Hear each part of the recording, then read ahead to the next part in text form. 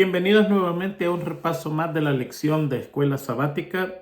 En esta ocasión vamos a estudiar la lección número 5 que pertenece al último trimestre del año 2024.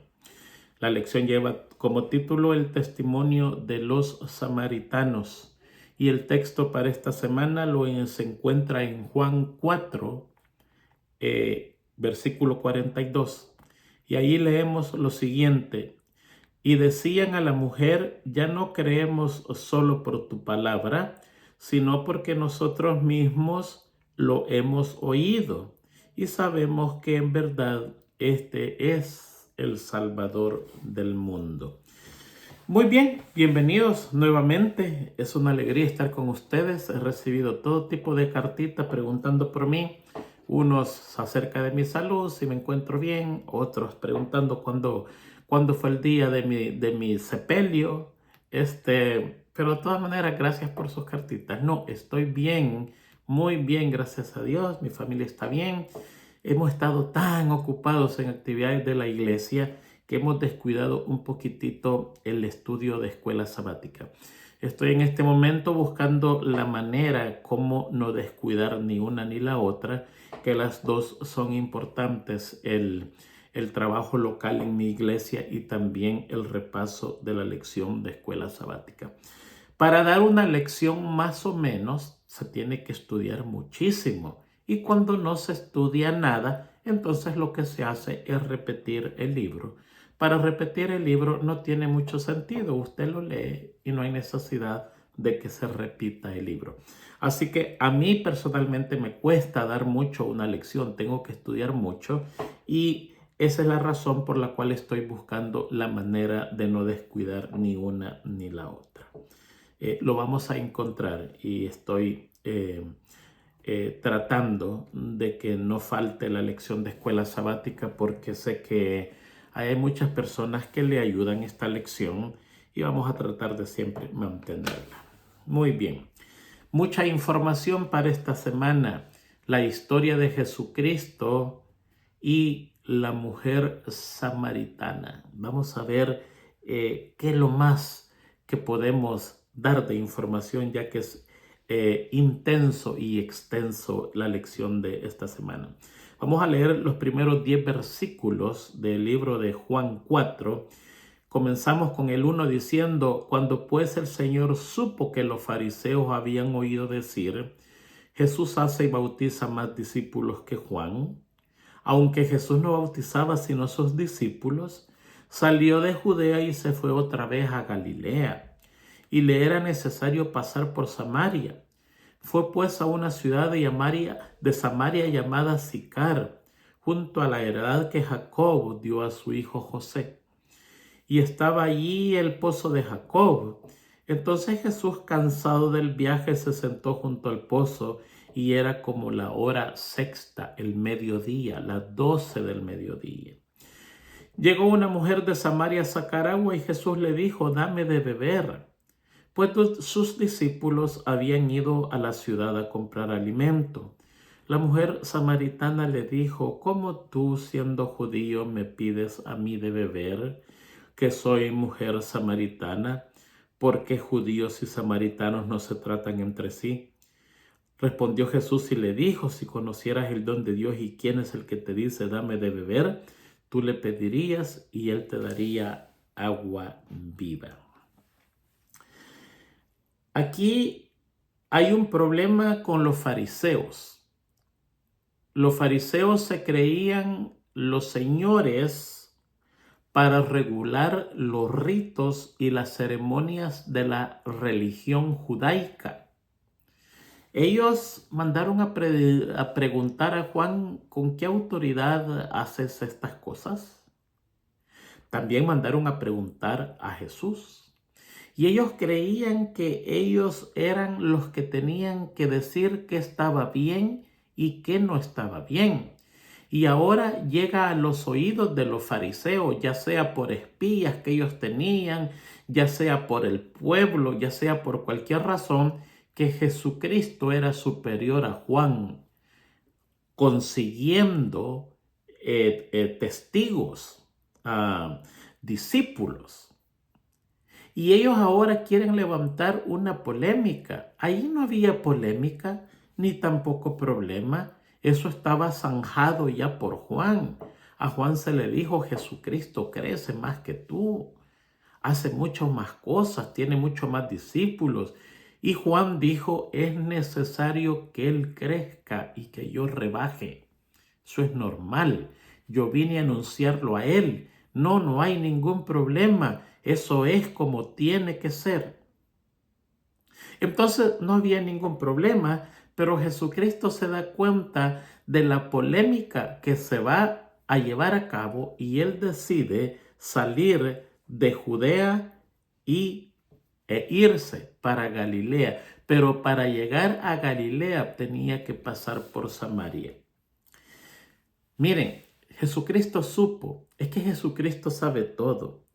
Él sabe lo que nosotros pensamos. Él sabe lo que nosotros hacemos. Él sabe lo que nosotros decimos. Él sabe antes de tiempo nuestras decisiones. Él sabe lo que nosotros pensamos en el secreto de nuestro corazón acerca de Él. Él sabe cómo nosotros operamos. Conoce los secretos de nuestro corazón. Conoce nuestros consejos. Él conoce todo. Hasta las cosas más íntimas Él conoce. Y debido a ese conocimiento que tiene, Él supo que los fariseos iban a comenzar una polémica. ¿Quién era mayor, si Juan o Jesús? El versículo 2 dice que Jesús no bautizaba sino sus discípulos. Jesucristo, fíjense que tuvo un método muy interesante. Él dijo: id y enseñad y haced discípulos a todas las naciones, y después los bautizan.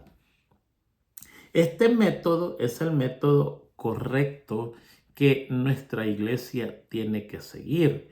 Lo más importante es ir y predicar el evangelio. Enseñad a todas las naciones, y después que estas personas decidan o se vean que pueden ser discípulos del Señor, tendrían que ser bautizadas. Pero Jesucristo aquí no se encarga de estar bautizando, dice el versículo 2, sino que sus discípulos. Muchas razones. Él tenía una obra más excelente que hacer, como predicar el evangelio, obrar milagros, curar enfermedades, expulsar demonios. Algo más grande que hacer. Ahora, hay que recordar que la Biblia dice que Juan el Bautista bautizaba con agua, mas Jesucristo bautizaba con el Espíritu. Por lo tanto, no es nada anormal que los discípulos bautizaran y no Jesucristo, porque Él tenía una obra superior que hacer. Aparte de eso, podía haber polémica. Ya estaba habiendo polémica entre los bautizados por Juan y los bautizados por Jesús, aunque Él no bautizaba. Ahora imagínense que cada quien bautizara, entonces iba a haber alguna superioridad o inferioridad cuando alguien dijera: no, yo no fui bautizado por Juan, yo fui bautizado por Pedro. No, a mí me bautizó Andrés. Y podía decir otro: no, a mí ni Pedro ni Juan, a mí me bautizó el mero Jesucristo. Yo fui bautizado por Jesucristo. Mi bautismo posiblemente vale más porque me bautizó el más grande maestro, el líder. Y en este caso, Jesucristo dice aquí que no bautizaba, sino que eran sus discípulos. Para evitar contiendas, para evitar polémicas, Él tenía el bautismo del Espíritu Santo, Él tenía otras obras: la predicación del Evangelio, los milagros, la sanación y la expulsión de los demonios. Por eso es que Él da ese trabajo a los discípulos y no lo hace Él. Pero para llegar a Galilea Él tenía que pasar por Samaria, y le era necesario pasar por Samaria. Fíjense que habían dos caminos para llegar de Galilea a Jerusalén, uno por Samaria y el otro por Perea. El de Perea era un camino más largo. Los de Galilea usaban el camino de Samaria porque era el más corto. Estos son los galileos. Pero los fariseos enseñaban a usar el camino más largo, que era el camino de Perea, sencillamente para no mezclarse con los samaritanos. Había una contienda entre judíos y samaritanos. Les vamos a tratar de explicar por qué. Cuando el pueblo de Israel, las tribus del norte fueron llevadas presas, quedó un remanente de Israel que logró escapar de esa migración que hubo obligatoriamente. El rey de Asiria mandó gente que repoblara ese lugar, y esta gente de todas las naciones se mezclaron con los israelitas que habían quedado allí, y de allí salió un pueblo híbrido, un pueblo que creía en Dios pero tenía sus propias creencias religiosas, un pueblo que los judíos, cuando regresaron y encontraron a esta gente en Samaria, los menospreciaron porque no eran judíos puros, no habían mantenido su sangre judía pura, sino que se habían mezclado con las naciones. Ahora hay que recordar también que habían otras cosas más que habían creado una enemistad con los samaritanos. Cuando los judíos regresaron de Babilonia, mientras Nehemías estaba en la construcción del templo, los samaritanos vigorosamente se oponían a la reconstrucción del templo. Esto creó una enemistad entre estos dos pueblos.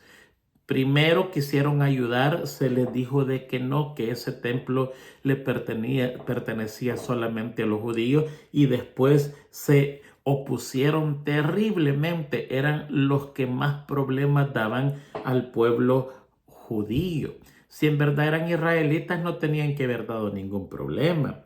Además, ellos se construyeron un propio templo en el monte Gerizim. Y allí pasa algo interesante. Fíjense de que Manasés era hermano del sumo sacerdote, y este Manasés, que era hermano del sumo sacerdote, fue expulsado del mundo judío por haberse casado con la hija de Sanbalat. Sanbalat era el más alto dirigente samaritano. Entonces Sanbalat, cuando vio que Manasés había sido expulsado y era el hermano del sumo sacerdote, se construyó un templo en el monte Gerizim, y se puso a Manasés como el sumo sacerdote de ese templo, causando otra brecha todavía más grande, porque ellos habían puesto un templo para igualar el templo de los judíos, y habían puesto al hermano del sumo sacerdote judío allí para que fuera el sumo sacerdote, que había sido expulsado por casarse con una hija de Sanbalat. Allí se abre más la brecha. Además, si usted lee Josué 20, 7 y el 21, ahí se da cuenta que los samaritanos abrían sus puertas voluntariamente para recibir a los criminales judíos y a los refugiados, a los prófugos de la justicia judía. Si había alguien que había cometido un error, iba a Samaria, y allí con toda alegría lo recibían y lo amparaban y lo protegían para que no fueran castigados por el mundo judío. Y la otra que tenemos que entender es que los samaritanos sí creían en el Pentateuco, los 5 libros de Moisés, pero no creían en los profetas, porque ellos creían que los profetas exageraban mucho la venida del Mesías. Entonces se habían quedado solamente con los 5 libros de Moisés sin contar o aceptar los libros de los profetas. Sicar era una ciudad importante y los samaritanos se creían importantes también. El problema de los samaritanos es que cuando a Israel le iba bien, ellos eran parte de Israel.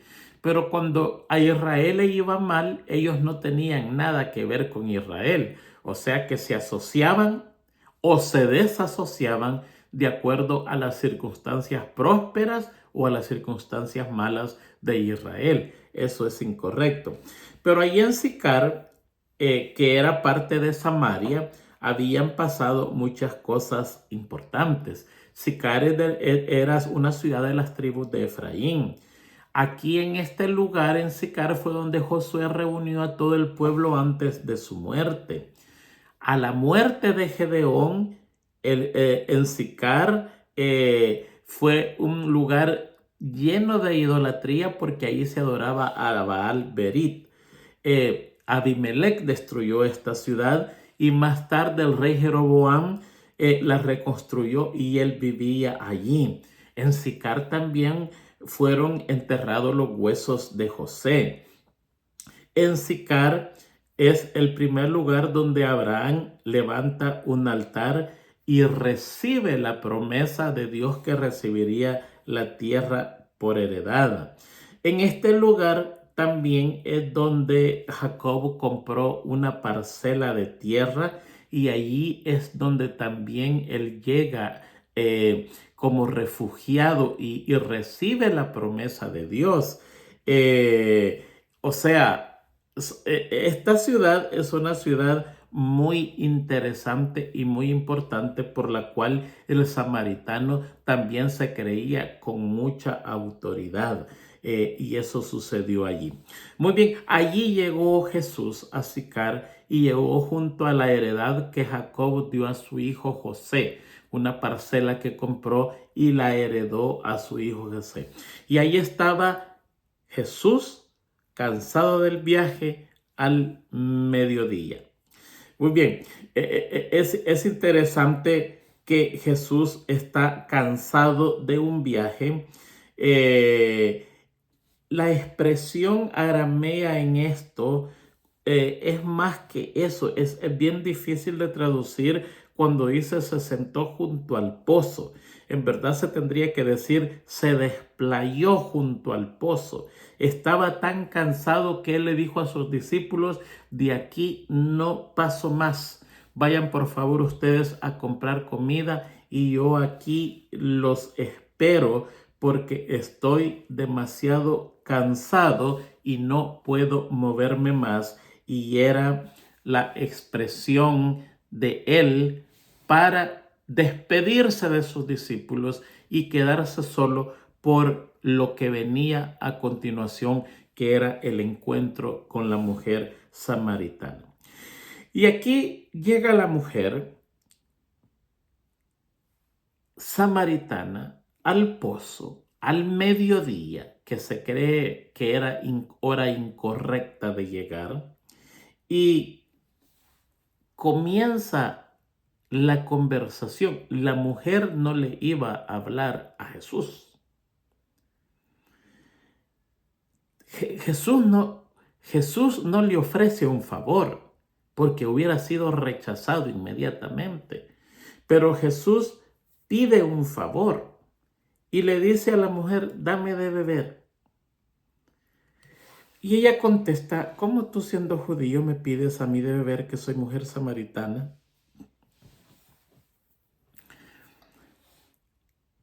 Lo que Jesucristo hace allí es algo muy interesante porque le está presentando a la mujer samaritana su propia condición como pecadora, pero se lo está presentando en la persona de Jesús. Ahí está un hombre cansadísimo, desplayado por el cansancio, que tiene la solución a unos cuantos pasos o metros de distancia, pero no sabe cómo sacar el agua, no tiene con qué sacar el agua y no tiene tampoco con qué tomar el agua. Le hace falta un cántaro o un balde para aventarlo dentro del pozo, y una vez sacada del cántaro le hace falta un tazón para tomar agua. Tan cerquita la solución a su problema y no puede solucionar su problema. Y la mujer triunfantemente dice: ¿cómo tú, siendo judío, me pides a mí que te dé de beber si entre nosotros no nos llevamos? Pero Jesucristo le está presentando esta postal a ella, porque le dice: si conocieras el don de Dios y quién es el que te dice dame de beber, tú le pedirías mejor a él agua de vida. O sea, Jesucristo está cerquita del agua, sin tener nada con qué sacar y sin poder y sin tener nada con qué tomarla. La mujer samaritana está cerquita de la vida sin saber cómo acercarse a él. Le está presentando a ella su propia condición. Tiene a Jesús enfrente de ella, tiene un problema serio que se llama pecado, tiene al Salvador enfrente de ella, pero no tiene el medio, no sabe con quién está y no sabe cómo obtener la vida eterna y la solución a sus problemas. Fíjense que en el versículo 9, cuando la mujer le dice a Jesucristo: ¿cómo tú me pides a mí de beber? El versículo termina diciendo: porque judíos y samaritanos no se llevaban entre sí. Aparte de todo lo que nosotros ya explicamos de los samaritanos, ahora viene el problema de no llevarse entre sí. Yo saqué aquí algo interesante de cómo los judíos veían a los samaritanos y las reglas o las leyes que ellos tenían para los samaritanos. Los fariseos decían que había que ir por Perea para no pasar por Samaria. Pero aquí hay unas leyes interesantes, y entre unas de ellas estaban la que dice lo siguiente: el que come el pan de un samaritano es como el que come carne de cerdo. O sea que usted no le podía pedir algo de comer a un samaritano, porque el judío lo comparaba que era que comiera usted algo inmundo. A otra ley decía: ningún samaritano será hecho prosélito. O sea, ningún samaritano puede recibir la religión judía. No puede. ¿Por qué? Porque eran samaritanos. Sencillamente. Tenían otro decir, y es: los samaritanos no tienen parte en la resurrección de los muertos. O sea que para el mundo judío el acto de ser samaritano no puede ni ser de la religión, ni tampoco tiene salvación. Es más, fíjense que en Lucas, Jesucristo habla de los samaritanos como un extranjero. Él se refiere a los samaritanos como un extranjero. A Jesucristo se le llamaba samaritano y poseído por un demonio. O sea que los judíos hacían corte parejo. No podían tolerar a un samaritano. A Jesucristo se le llamaron: tú eres un samaritano porque estás poseído por un demonio. Pero tenían cosas interesantes. Se le prohibía que le tomara pan a un samaritano, pero no se le prohibía que usted tomara frutas y verduras. Se le prohibía a un judío que tomara huevos cocidos de un samaritano, pero no se le prohibía que tomara huevos frescos. O sea, era interesante las prohibiciones extrañas. Yo conocí a un señor judío cuando era joven, que la sinagoga de él, que se reunía en Washington, D.C., estaba cerca de la iglesia adventista que yo iba. Y este señor, ya era señor, esperaba en una parada, en un alto que había allí, y él sabía quién era adventista y quién no era adventista. Y él abría el carro sin pedir permiso, sin nada, se sentaba y solo le señalaba que siguiera, que usted se fuera. Y cuando él llegaba, le tocaba la puerta y le decía que parara y se bajaba y no le daba las gracias ni nada. Pues después me di cuenta de que este hombre fumaba y le pedía a alguien que le prendiera el cigarro, y si alguien se lo prendiera no era pecado fumar, el pecado para él era prender el cigarro. Pero si alguien se lo hacía, no era problema. O sea que se podía fumar el cigarro sencillamente si alguien le prendía el cigarro. Leyes extrañas, siempre las han tenido. Aquí tienen unas que no les pueden comprar pan, pero sí frutas y verduras. No le pueden comprar un huevo cocinado, pero sí un huevo crudo. Cosas extrañas. Pues así tenían ellos un terrible concepto de los samaritanos. Además, la mujer reconoce a Jesucristo porque ellos tenían el idioma un poquito diferente. Los judíos a la che, no, déjeme ponérselo diferente. A la S lo pronunciaban como che, como sh. Era golpeadito, sh, no era s. ¿Ve? Entonces, cuando Jesús le dice, dame de beber, en hebreo es teni lishekot. Lishekot. Al nomás decirle teni lishekot, ella sabía que era judío, porque un samaritano decía teni lisekot, con S, y el judío lo decía con che, lishekot y lisekot. Hace una diferencia.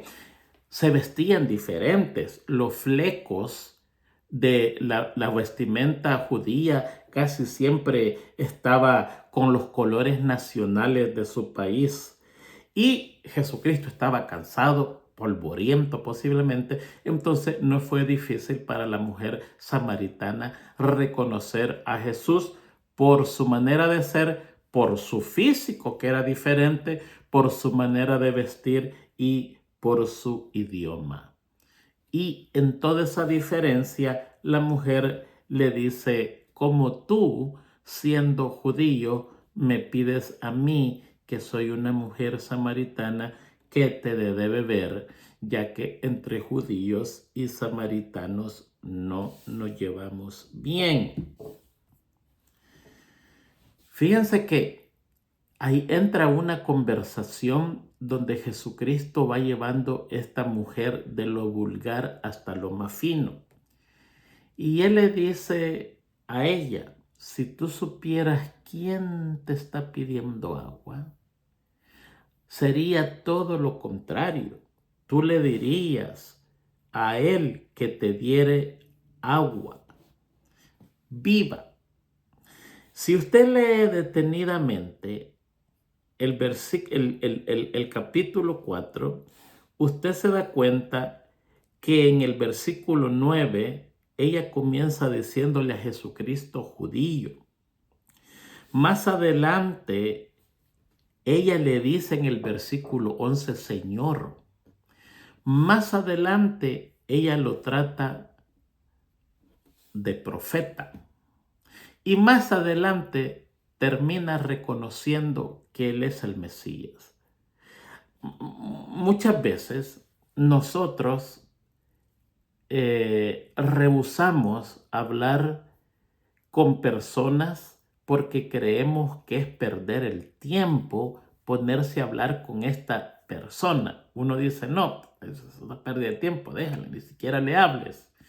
Pero Jesucristo no tiene ese pensamiento. Jesucristo va donde esta mujer, Él abre la conversación con ella, la va llevando poquito a poco. Es mucha la luz para ver de frente y la va llevando poquito a poquito. Y nosotros sabemos que en esa conversación ella va cambiando de los títulos que le pone a Jesús y cómo lo trata. Judío, Señor, profeta, Mesías, el Hijo de Dios. Nosotros no podemos menospreciar a ninguna persona. Tenemos que hablar con la persona porque nunca sabemos el resultado de esa conversación. Y posiblemente nos iremos de esa conversación creyendo que fue por gusto. La Biblia dice todo lo contrario.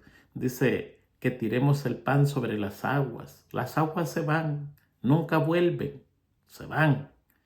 ¿Dónde terminan? No sabemos, pero ese pan, esa miga, va en esas aguas y algo la va a tomar, esos alimentos, lo que va allí, alguien lo va a tomar y no volverán vacías. En algún lugar va a hacer su efecto y es nuestra obligación siempre hablar de la palabra de Dios con las personas insignificantes que nosotros creamos que son insignificantes y que no vale la pena perder tiempo. Es nuestra obligación hablar con esas personas. Eso es lo que hizo Jesucristo y después de eso un pueblo entero termina diciendo la lección: ya no creemos solo por tu palabra, sino que porque nosotros mismos lo hemos oído y sabemos que en verdad este es el Salvador del mundo. De una conversación aparentemente con una persona frívola, de una persona de carácter, de personalidad dudosa, Jesucristo viene, le habla, hace una conversación y termina dando frutos al 100%. Muy bien, la fuente que emana. Aquí Jesucristo le está diciendo, mira, cualquiera que tenga de esta, déjeme leerlo, si conocieras el don de Dios y quién es el que te dice dame ver, tú le pedirías de él y él te daría agua viva. La mujer dijo: Señor, no tienes con qué sacarla y el pozo es hondo. ¿De dónde pues tienes el agua viva? ¿Acaso eres tú mayor que nuestro padre Jacob, que nos dio este pozo, del cual bebieron él, sus hijos y sus ganados? Y Jesús le contestó: cualquiera que beba de esta agua volverá a tener sed, pero el que beba del agua que yo le daré no tendrá sed jamás, sino que el agua que yo le daré será una fuente de agua que salte para vida eterna. Ahí hay dos clases de pozo. Hay un pozo que es un simple depósito, que es como una cisterna, que hay que llenarlo de agua y esa agua se alza por mucho tiempo para en caso de necesidad. Ese es un pozo. Y hay otro pozo que de allí nace el agua, de allí vierte el agua. Yo he conocido de esos pozos. Una vez tuve la oportunidad de ver uno de esos pozos. ¡Qué profundo el pozo! Profundísimo.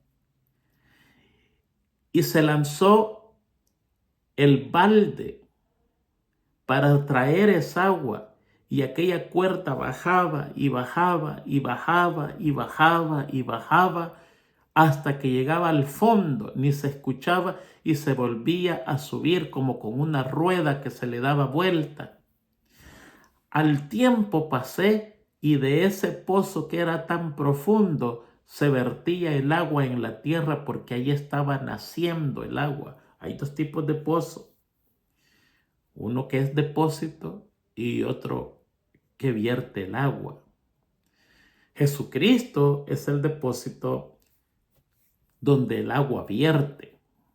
Y nosotros podemos ser también ese depósito si estamos atados a Jesucristo. Si estamos unidos a Jesucristo, podemos ser ese pozo o depósito, no depósito, ese pozo donde el agua vierte, no sencillamente un solo depósito de agua. De eso es lo que está hablando Jesucristo. Y aquí pasa algo interesante. La mujer le dijo: Señor, dame esa agua para que yo no tenga sed ni venga aquí a sacarla. Y Jesús le dijo: ve, llama a tu marido y ven acá. Respondió la mujer y dijo: no tengo marido. Jesús le dijo, bien has dicho, no tengo marido, porque 5 maridos has tenido y el que ahora tienes no es tu marido. Esto has dicho con verdad. La mujer le dijo, Señor, me parece que tú eres profeta. Ve ahí entró la tercera palabra. Primero lo trata como judío, después lo trata como Señor y ahora ella cree que es profeta. Nuestros padres adoraron en este monte, pero vosotros decís que en Jerusalén es el lugar donde se debe adorar. Que entramos a la otra conversación. Vamos a ir primero. Aquí en el versículo, cuando él le dice, ve a traer a tu marido, allí lo que pasa es que Jesucristo la está llevando a una conversación que quiere que se encuentre ella con ella misma. Y lo que está pasando es que le hace un examen a la conciencia y el examen que le hace a la conciencia, la mujer lo falla. Y al fallar el examen a la conciencia, entonces la mujer descubre el rango de profeta de Jesús. Le está diciendo, va a traer a tu marido y él le dice, no, no tengo. No, no es que no tiene.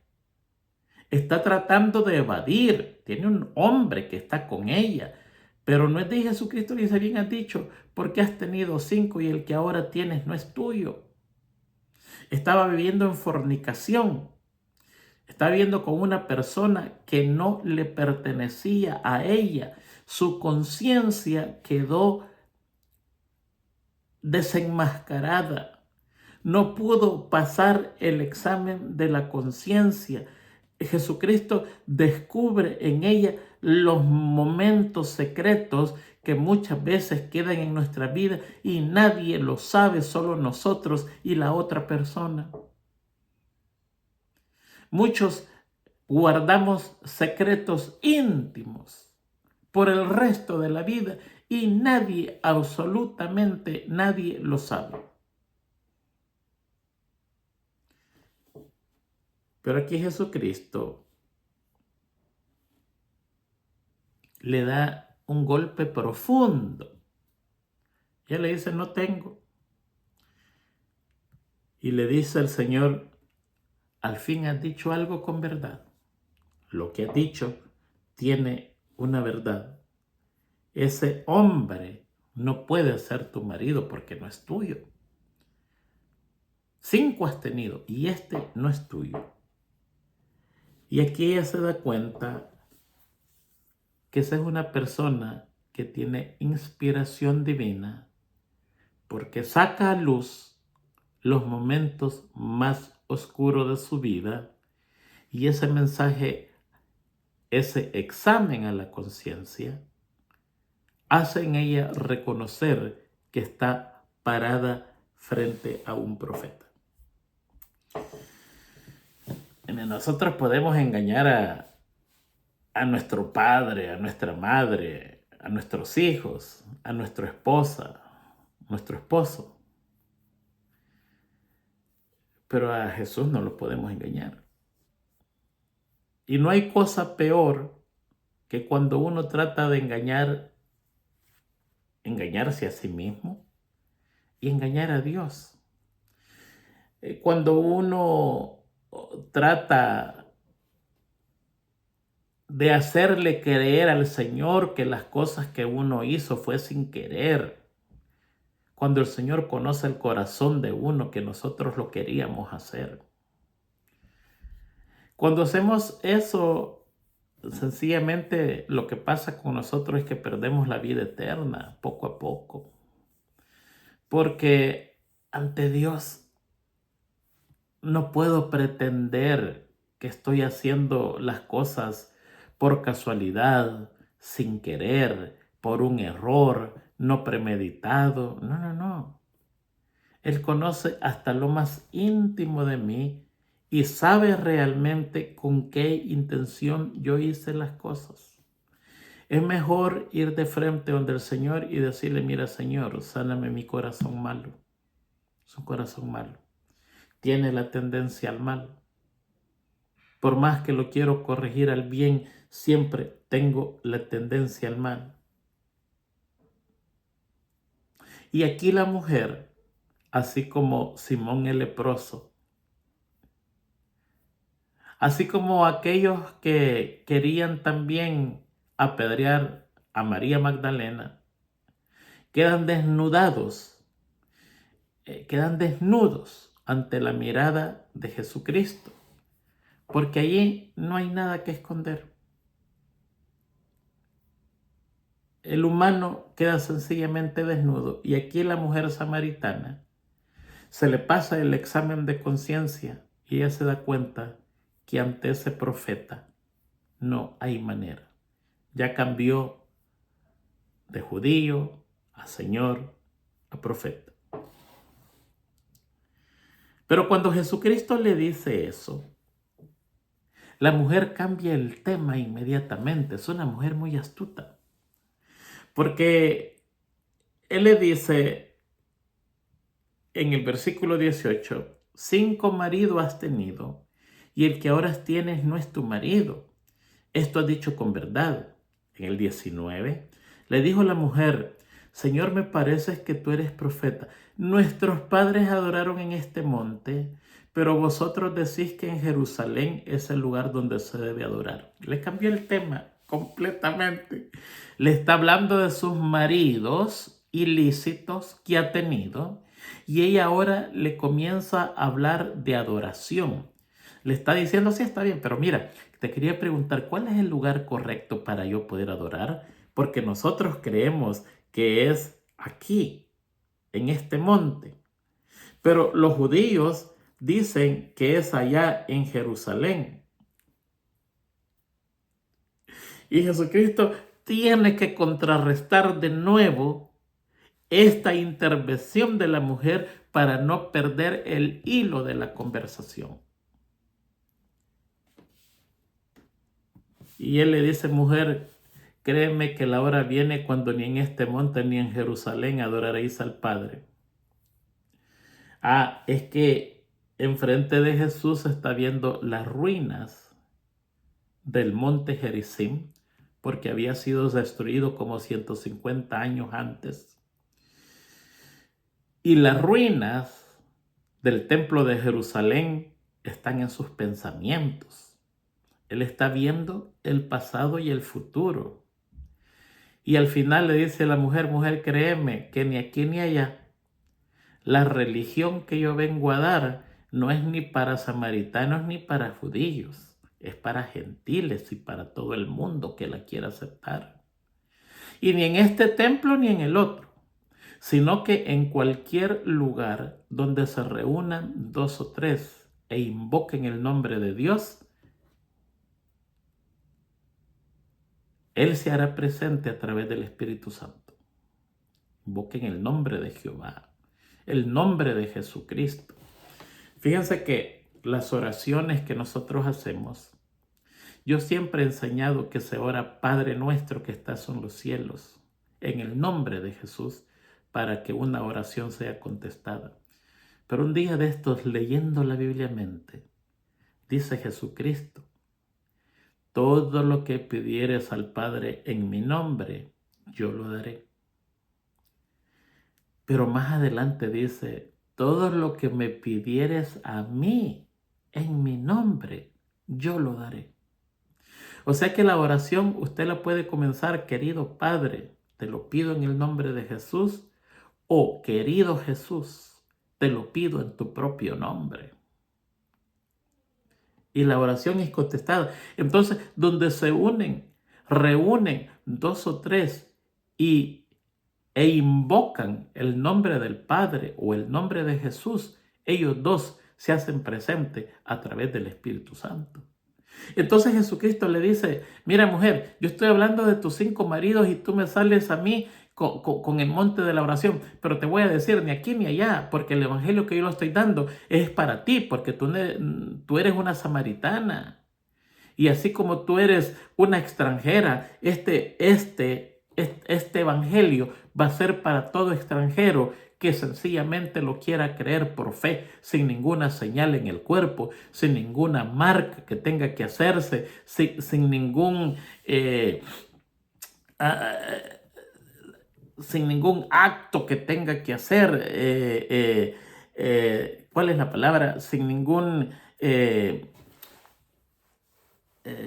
rito que tenga que hacer, ningún sacrificio. Sencillamente los que van a conseguir este evangelio lo van a creer porque lo quieren creer y se acaba el problema. Y en cualquier parte del mundo donde se reúnan de 2 a 3 e invoquen mi nombre, ahí se va a hacer presente Dios a través de su Santo Espíritu. Vosotros adoráis lo que no sabéis. Nosotros adoramos lo que sabemos porque la salvación viene de los judíos. La ignorancia y la corrupción del culto samaritano, mezclando a Dios con los ídolos, recibiendo los 5 libros de Moisés, pero no los profetas, construyendo el templo en el lugar equivocado, actuando de una manera no autorizada. Jesucristo resuelve fácilmente la cuestión de esta mujer y le dice: lo que tú me estás diciendo no es de importancia. Al final, la salvación viene de los judíos. ¿Por qué? Porque a ellos se les entregó el mensaje y lo más importante, el Mesías viene del mundo judío. Bien fácil, bien sencillo. Nosotros los judíos lo sabemos. Ustedes adoran lo que no sabéis. Nosotros adoramos lo que sabemos. Lo saben porque Dios les había dado todas las órdenes. Cómo hacer todas las cosas. En qué lugar hacerlo. La dirección, cómo hacerlo. Lo enseñado por los profetas. Tenían la manera correcta de adorar enseñado por Dios, y Jesucristo, el Mesías, venía del mundo judío. Zanjó Jesucristo completamente. Fíjense que el acto de la mujer de reconocer que Jesús era un profeta no era algo así normal, no era poquito, era mucho, porque ellos aceptaban los 5 libros de Moisés, pero no los libros de los profetas.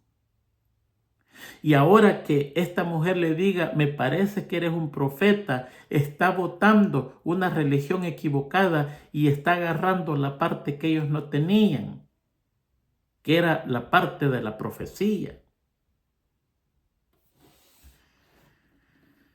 Versículo 23, pero la hora viene y ahora es cuando los verdaderos adoradores adorarán al Padre en espíritu y en verdad, porque también el Padre tales adoradores busca que le adoren.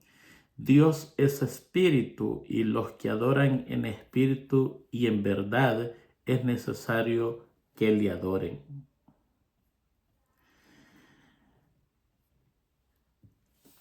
Aquí podríamos entrar en un gran problema con las demás religiones, porque creen que Dios y el Espíritu Santo es una fuerza.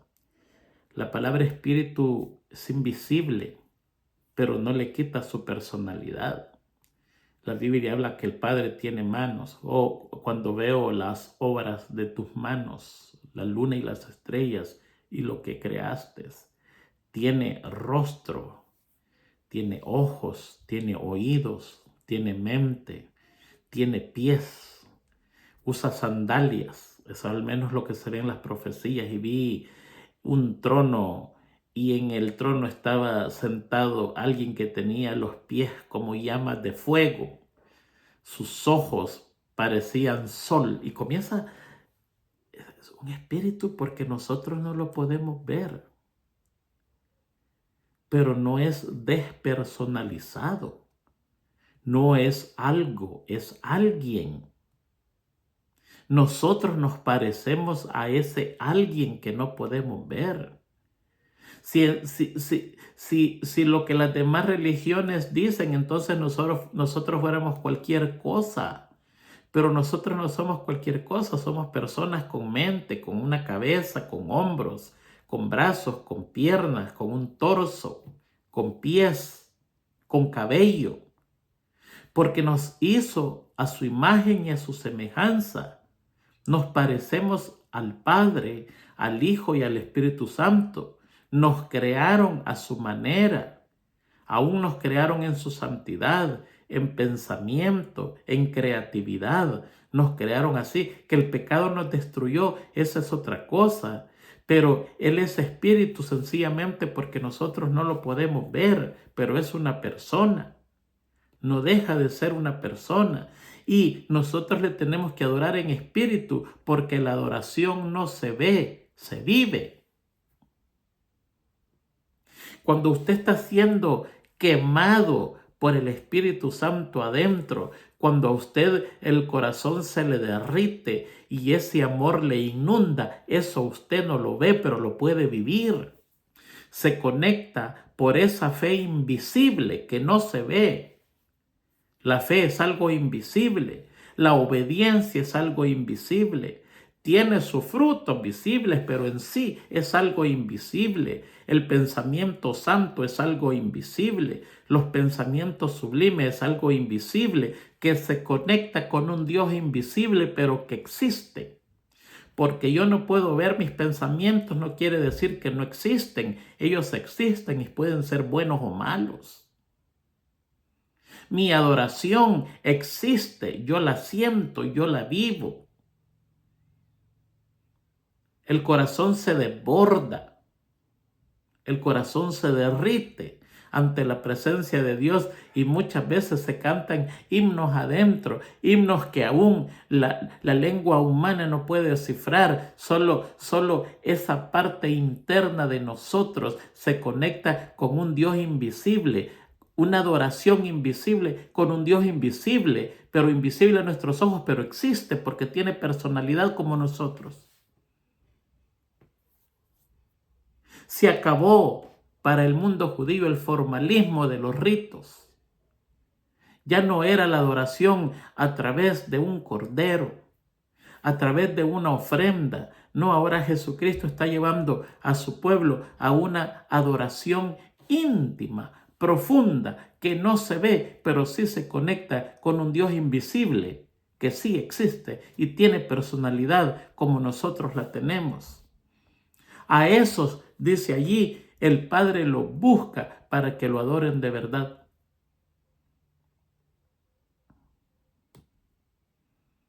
Nuestra adoración no se ve.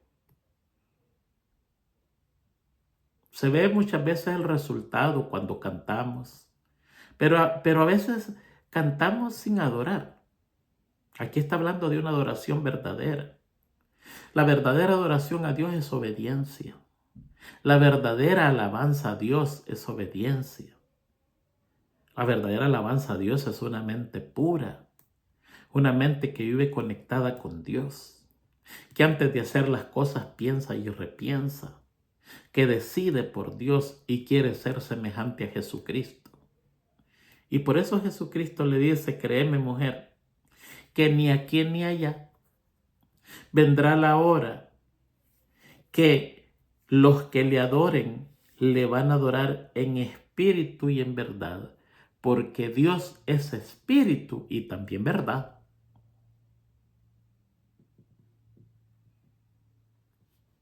Una adoración invisible con frutos visibles. Lo que nosotros vemos son los frutos de la adoración, pero la adoración como tal no la vemos. La vivimos, la sentimos, la experimentamos y Dios baja a nosotros a través de su Santo Espíritu y nos llena de su amor. No hay cosa más hermosa que en medio del tumulto tener paz. Que mientras el mundo vive convulsionado, nosotros tenemos paz. Ahora la mujer le dice, Mesías. Sé que ha de venir el Mesías llamado el Cristo. Cuando Él venga, nos declara todas las cosas. Y Jesús le dijo, yo soy el que habla contigo. Ay, qué tremenda declaración. No se la entrega ni siquiera a Santiago, Jacobo y Juan, sus tres íntimos. Se la entrega a una mujer de mala reputación, que ni siquiera pertenece al pueblo israelita, que ni siquiera sabe mucho de la religión judía, tiene una idea mezclada entre Dios y paganismo.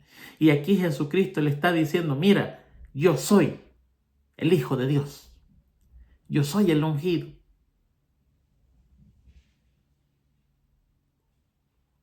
Es tremendo este párrafo que estamos encontrando acá. Y aquí es interrumpida toda la conversación porque llegan los apóstoles y encuentran a Jesús hablando con una mujer. Fíjense que los judíos tienen, y lo siguen teniendo hasta el día de ahora, ciertas leyes de el hombre con la mujer y la conversación. Y el versículo 27 dice, en esto llegaron sus discípulos y se asombraron de que hablara con una mujer. Sin embargo, ninguno dijo, ¿qué preguntas o qué hablas con ella? Entonces la mujer dejó su cántaro, fue a la ciudad y dijo a los hombres, venid, ved a un hombre que me ha dicho todo cuanto he hecho. ¿No será este el Mesías? Ve la transformación. La ley judía dice,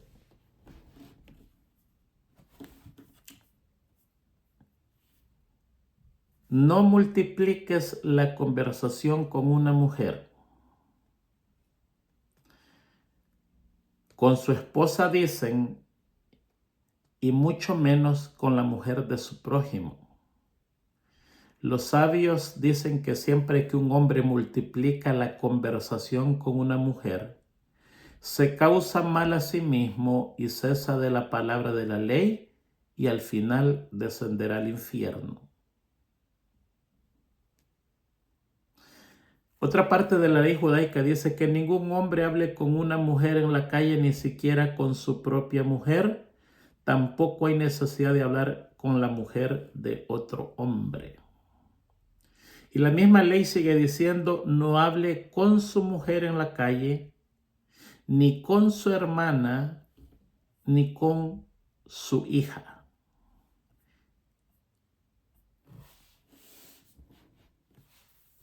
Y encuentran a Jesús hablando con una mujer y encima samaritano. Pero hay respeto para Jesús. No le dicen nada. Dice que le sorprende. Llegaron los discípulos y se asombraron de que hablara con una mujer. Sin embargo, ni siquiera Pedro, que era el más bocón, dijo nada. No le dijeron, ¿qué estás preguntando? ¿Qué hablas con ella? Entonces la mujer dejó su cántaro, se fue a la ciudad y dijo a los hombres, venid y ved a un hombre que me ha dicho, ¿cuánto he hecho? Entonces salieron de la ciudad y vinieron a él.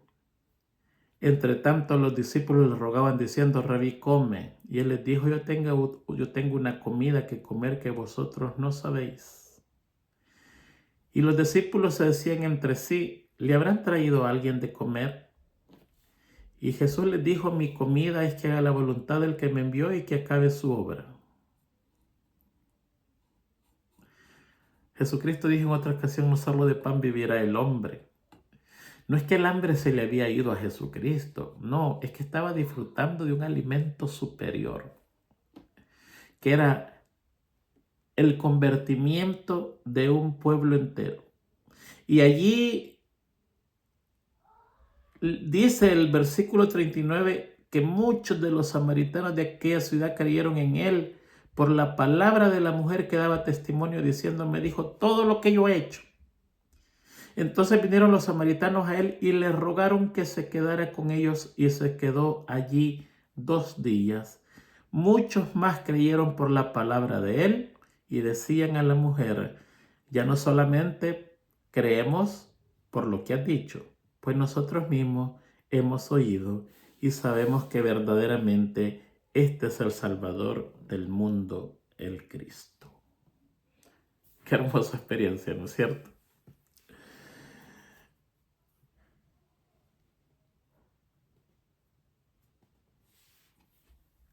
Cuando María Magdalena rompió el frasco a los pies de Jesús, la comenzaron a criticar, a regañar, a molestar. Y Jesucristo dijo 3 frases de ellas, acerca de ella. Déjenla porque ha hecho lo mejor que ha podido. Nosotros hacemos para Dios lo mejor que podemos. Nada es perfecto. Lo mejor que podemos. Y eso no le da a nadie el derecho de criticar. Porque la persona hizo lo mejor que pudo. No se puede criticar. Dios se lo aprueba, aunque no haya estado bien, pero hizo lo mejor que pudo. Y también nos quita el derecho a desanimarnos, porque no hay nada perfecto, sino que hacemos lo mejor que podemos. Pero dijo algo también interesantemente de María Magdalena, y dijo, déjenla porque ella me ha ungido para muerte. Y María Magdalena no tenía ni siquiera la menor idea de lo que estaba diciendo Jesucristo. Porque aunque Jesucristo le explicaba de su muerte, por su mente no pasaba la muerte, no le entendían, no se imaginaban lo que iba a pasar.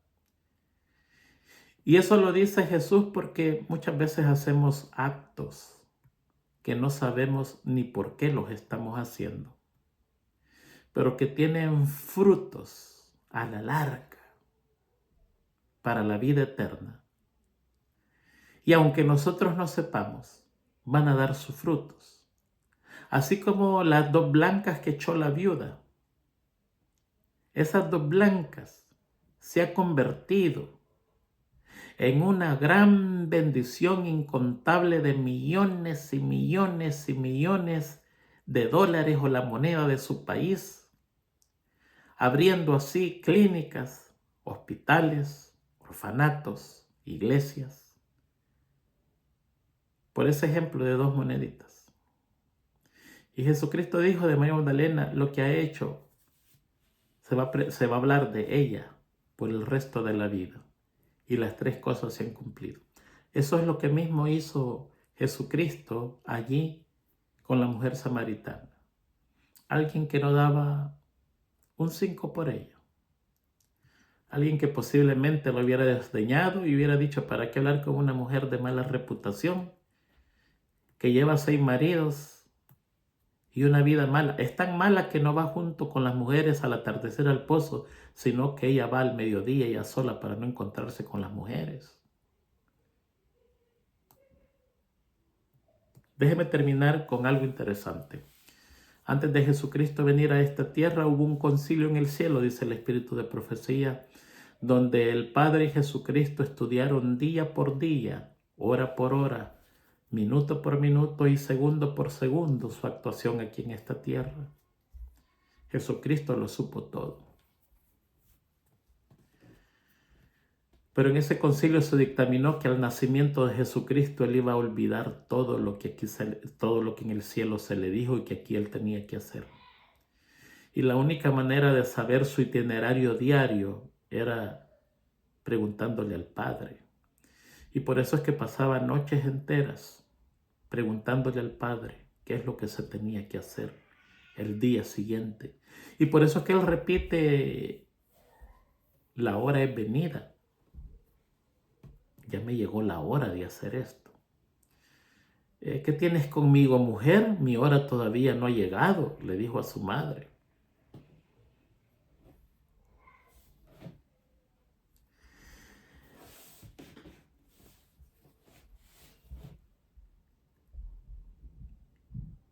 Para saber el encuentro con la mujer samaritana, tuvo que preguntarle al Padre.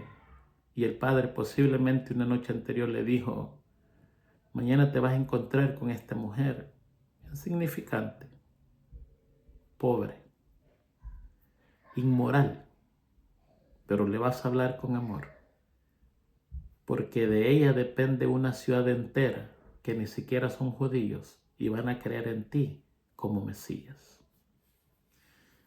Como Jesucristo nunca escatimemos el hablar con nadie, por insignificante que sea, porque nunca sabemos los resultados de una conversación. Nunca sabemos el alcance que tendrá por la eternidad. Jesucristo sí lo supo, porque el Padre se lo reveló. Y eso es lo mismo que tenemos que hacer nosotros, preguntarle al Padre. Y Él nos va a revelar exactamente con quién hablar, cuándo hablar y lo que hay que hablar. Que Dios les cuide. Feliz semana a todos y Dios mediante. Vamos a hacer lo posible para la otra semana estar grabando esta misma lección. Feliz semana a todos.